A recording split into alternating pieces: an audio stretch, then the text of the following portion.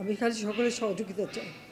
আর এইভাবে মায়ের কোল খালি হোক এটা আমি চাই না, কারণ আমি তো বাবা মা সব হারিয়েছি। আমি তো জানি হারাবার ব্যথা কত কষ্ট, কিন্তু সেই কষ্ট বুকে নিয়েই তো ফিরে আসতে এদেশের মানুষের জন্য। এখানে আমার তো কোনো চাওয়া পাওয়া নেই। আমি তো আমার ছেলে মেয়ের জন্য কিছু করিনি, শুধু তাদের লেখাপড়া। নিজেরাই চাকরি করছে, নিজেরাই পড়েছে, আমি কতটুকু করতে পেরেছি, কিন্তু আমি দেশের মানুষের জন্য করেছি।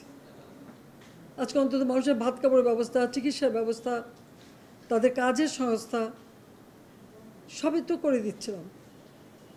যখন আমরা এক উন্নয়নশীল দেশের মর্যাদা পেলাম, তখনই এই তাণ্ডব করে ঠিক যে জায়গাগুলি মানুষের সেবা করবে সেই জায়গাগুলিতেই আঘাত। শিক্ষা প্রতিষ্ঠানে হল ভেঙে দেওয়া।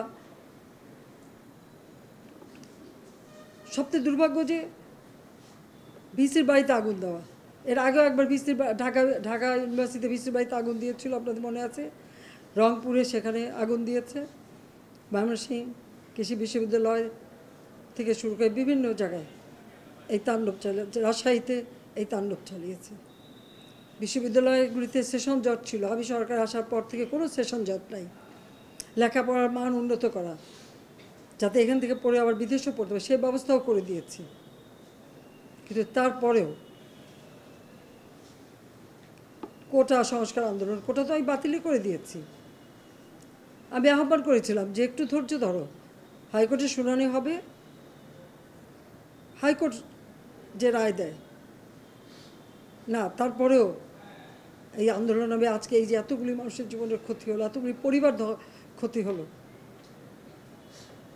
এর দায় দায়িত্ব কাদের?